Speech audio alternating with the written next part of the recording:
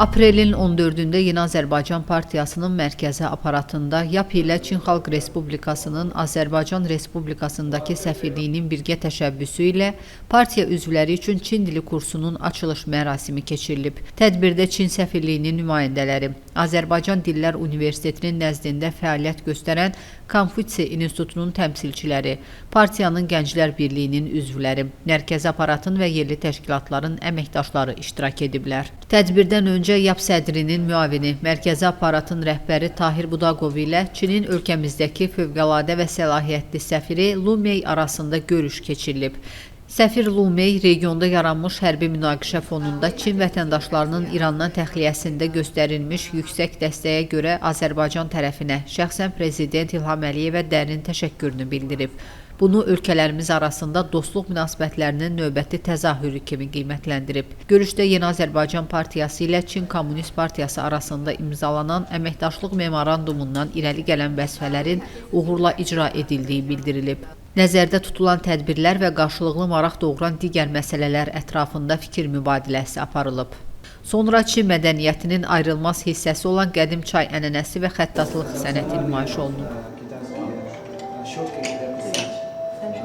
Tədbirdə çıxış edən YAP sədrinin müavini, mərkəzi aparatın rəhbəri Tahir Budaqov Çin dili kurslarının Azərbaycan Respublikası ilə Çin Xalq Respublikası arasında hərtərəfli strateji tərəfdaşlıq münasibətlərinin mahiyyətinə uyğun olaraq təşkil edildiyini diqqətə çatdırıb. YAP sədrinin müavini qeyd edib ki, qlobal xarakterli yeni təhlükəsizlik çağırışlarının meydana çıxdığı və geosiyasi transformasiyaların baş verdiyi bir dövrdə ölkələrimiz arasında çoxşaxəli əlaqələrin davamlı inkişafı milli maraqların təmini baxımından müstəsna önəm daşıyır.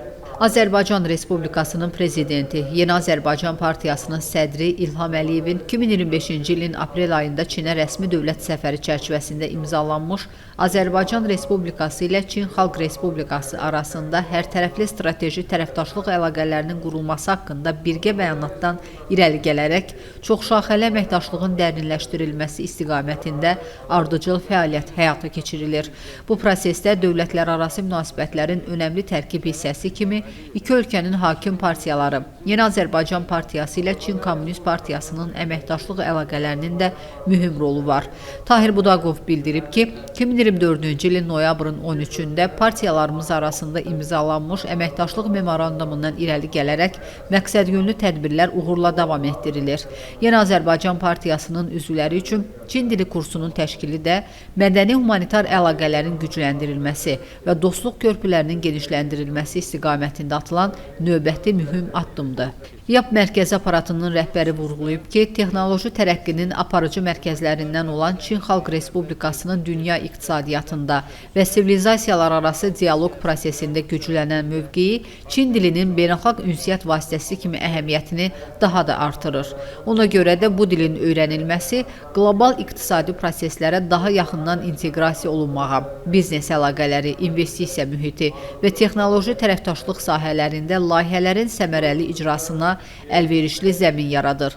Xüsusilə gənc nəslin, o cümlədən partiya fəallarının bu istiqamətdə biliklərinin artırılması, onların beynəlxalq platformalarda aktiv təmsil olunmasına, müasir çağırışlara adekvat olaraq ölkəmizin maraqlarını effektiv şəkildə müdafiə etməsinə xidmət göstərir.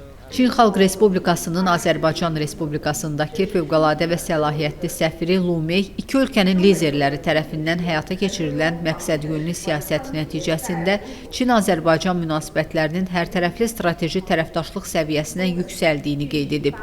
O bildirib ki, Çin Kommunist Partiyası və Yeni Azərbaycan Partiyası əldə olunmuş razılaşmalara uyğun qarşılıqlı fəaliyyətini davam etdirirlər. Səfir Lu Mei Çin dilini öyrənən partiya üzvlərinin nəsillər arasında dostluğun möhkəmlənməsinə və ikitərəfli əməkdaşlığın bütün sahələrdə inkişafına töhfələr verəcəyinə əminliyini ifadə edib. O, Yeni Azərbaycan Partiyasının üzvləri üçün təşkil olunan kursun Çini daha yaxından tanımaq imkanı yaradacağını əlavə edib. Daha sonra Konfutsi İnstitutunun tələbələri tərəfindən Çin milli rəqsi və ifalar təqdim olunub.